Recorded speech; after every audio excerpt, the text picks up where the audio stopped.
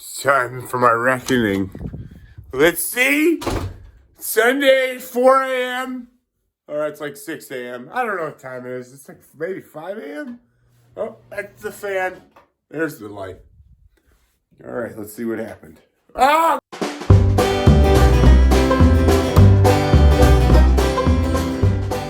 Okie dokie. I'm all 1320 now. They were good people over there at the 1320 video. I like them a lot. Hello, everybody. All right, let me weasel around here. This video is going to be very much like me, ADD. There's a little bit of everything. It's hard when you have a project like this that needs attention in several areas to just take one thing to fruition without realizing you got to do something else, or you need parts, or you need this or that. So this video highlights the long block going together, long block going in the car, some UPR suspension components, UPR products, hooked the project up and entirely stoked on that. Also, obviously, weight loss journey, we'll wrap that up at the end here. So my weigh-in rather. But yeah, this video is gonna have a little bit of everything. The interior has some attention. We got the dash out, new heater core in, just a bunch of stuff that went into the project over the last week. So sit back, strap in and strap on, and maybe don't strap on. It's Rise video series, not mine. Anyway, that's all I got. On the engine build for this thing, we're getting budget friendly. I picked up this LQ short blocks, long block actually. He gave me a set of heads from a good buddy in the Louisville area. Shout out Joe on the deal on this thing. Not sure on mileage. It looks what you'd expect for a junkyard engine.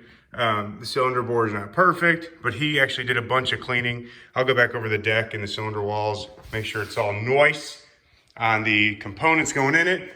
BTR, Brian sent me a shaft. Brian's shaft is gonna get all up inside my engine.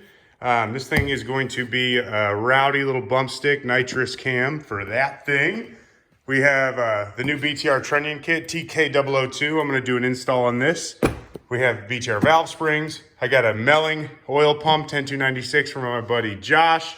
I'm guessing that this thing was on an engine that exploded because he's rough on things. So I will be taking this apart to inspect it. No offense, Josh.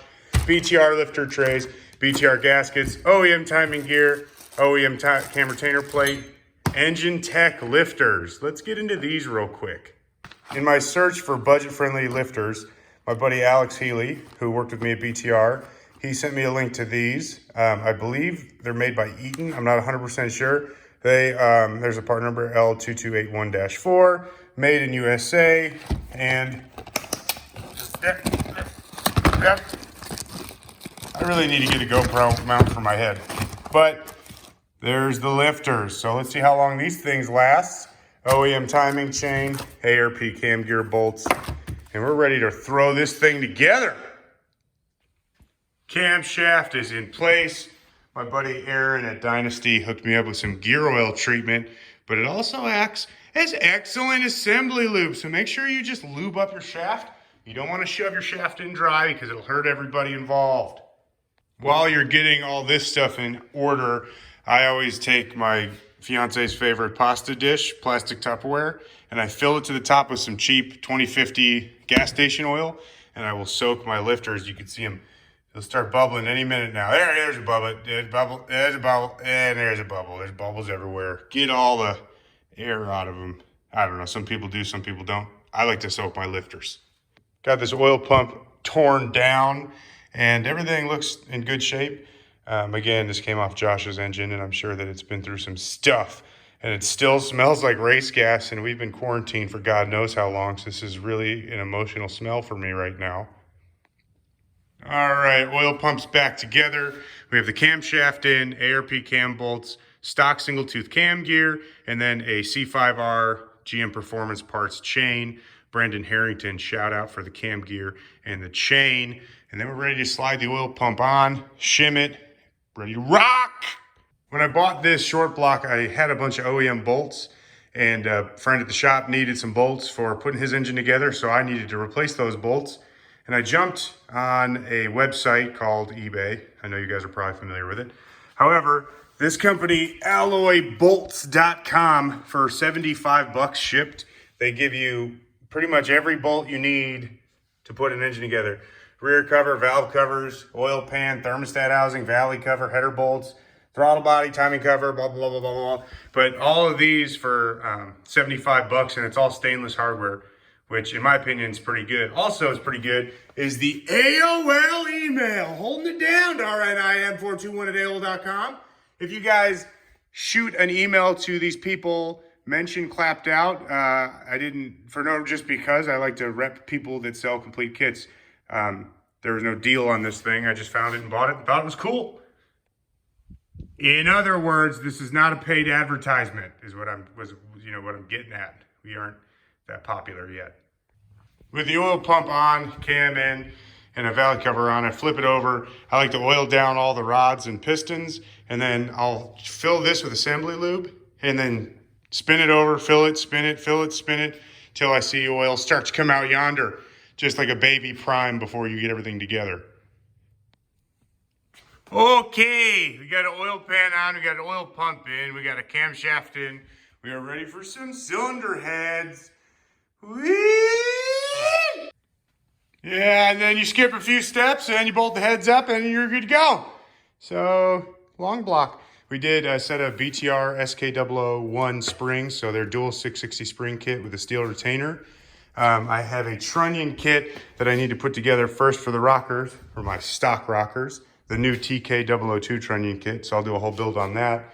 Trailblazer SS intake manifold, very expensive, rare throttle body from Wuhan, China. And we're ready to rock. I need a front cover and a balancer, and then I get to bolt the clutch up to the back end, and we're good to go. Oh, I gotta turn the camera off. I should also note, on these throttle bodies, obviously this is just an eBay throttle body, but the set screws in for the blade, I always pull these out when I use these throttle bodies, and I soak them in Loctite before I put these in, because these are known to come loose and wreak some havoc. The Trailblazer SS intake, I think it has 30-pound injectors. That should be more than enough.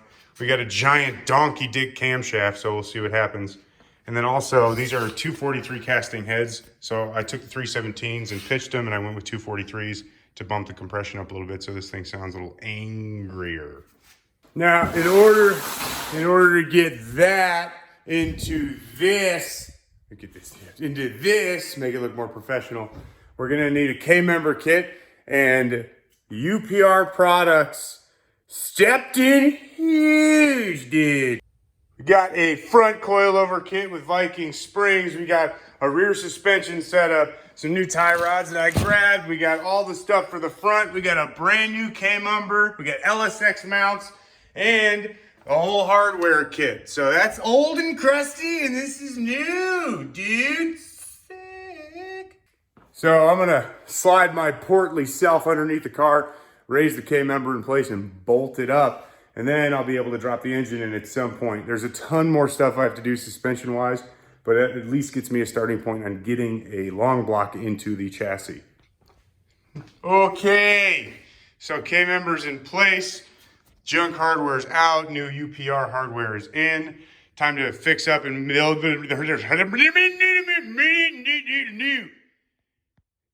Time to fix up the coilovers and install them, and then put a spindle and all that stuff on. Sorry for the space constraints, but give you an idea of a front coilover kit and what it comes with from UPR, and don't mind my new carpet here. You have your spring support top. So this is a billet spring support top they have. You have the bearing cover, and this locks over the top of the shock. Sorry, my hand's out of frame. You have your actual coilover sleeve with your adjuster. So you spin this to raise and lower a vehicle, and then you lock the height in with that Allen. And then they give you the bearings and washers you need to put it all together at the top part of this coilover. So what you have is you have a blank strut. This is a strange single adjustable that came on the car. You have the sleeve I just showed you, so that sleeve's in there. You have the spring over the top of the sleeve. You have the actual spring support top, this billet piece. Then you have your bearing cover. Underneath that is a washer, a bearing, and a washer. And then you lock it all together, ready to rock and roll. So we got a couple of coilovers ready to go. I have the K-member and the A-arms bolted in now. They give you two sets of bushings with the A-arms. One is a harder polymer I'm gonna make words up. One is a harder composite plastic polymer urethane insert for street and race stuff, and the black polymer is more for like street. And I have a street car, so we went with the black ones because street car, son. On the top side, you can see the K-member laid in there. We have the caster camber plates, which are dope. Love those things. I have to get strut nuts for those things before I can shove them up and then bolt it all together. In the meantime, I have a hydraulic clutch conversion kit to put in this thing. So one of my biggest hesitations to put in a T50, actually, I should probably let you guys know. Originally, I was gonna put a 4L80 in this thing. I hate the idea of putting an automatic in a street car that I wanna have fun in. But my biggest hesitation with putting a T56 in this chassis is the hydraulic conversion kit. I have heard stories of companies that make kits that are a pain in the butt to bleed, and not even saying any names, but I just heard bad things. So I was like, you know what? I'm not gonna do it. And then I thought, you know what? I'm just gonna do it. It's great. Let's just try it out. So I found Modern Driveline. They come up to Louisville for the Hot Rod National Show every year.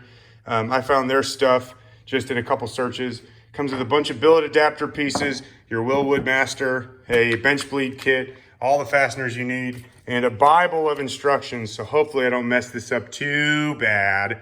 Yeah, but I probably will.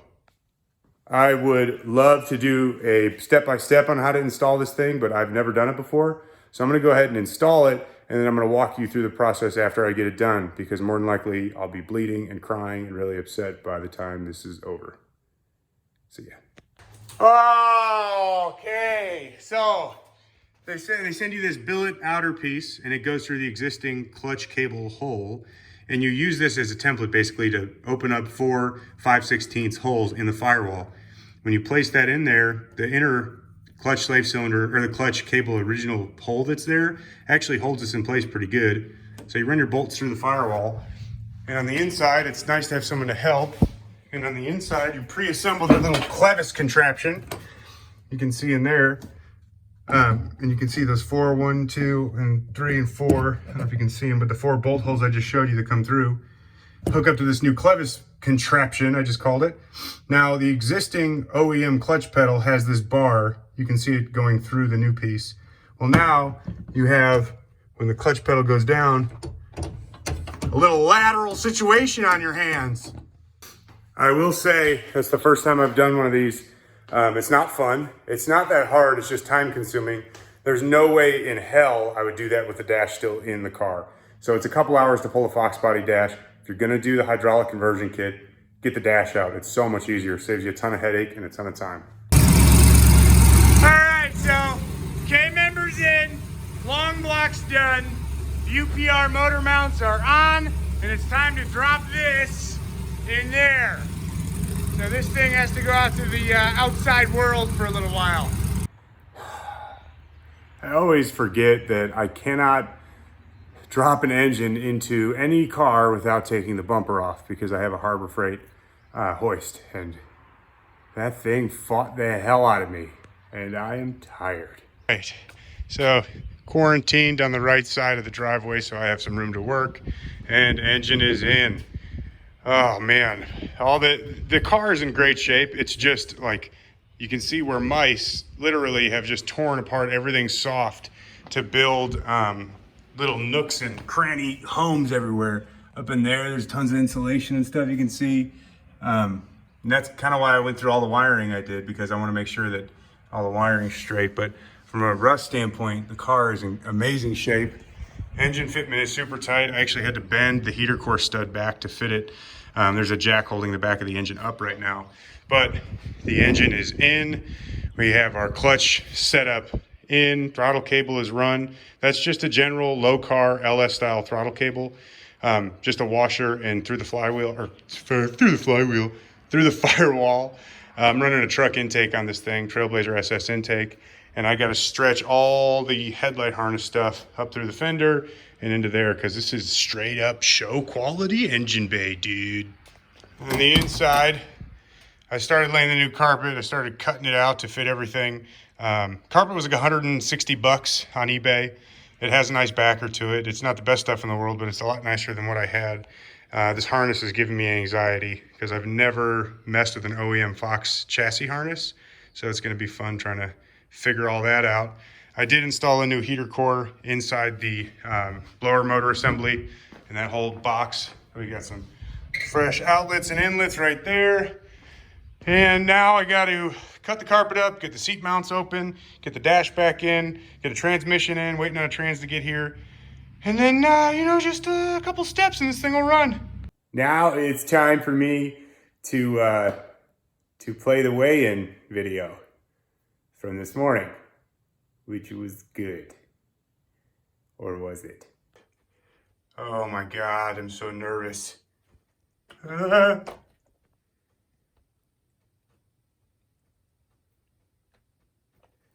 Come on! Woo! What? What? Boom! That's what I'm talking about. About 8 pounds down, not a big deal. I'm pretty much the most fit human being in the world. Don't forget, Justin Swanstrom's doing the same thing. See if he met his goals today. I doubt it because he's been eating like a complete dick. How do I know? Because I've been shipping him cakes and all sorts of snacky McSnackersons all week so I could plump them up like the old lady that put the kids in the oven and cooked them alive. LT to the front, suck it! Also, thank you guys for watching this week. It was very nice having you. Hopefully next week I will be even skinnier. Love you, bye!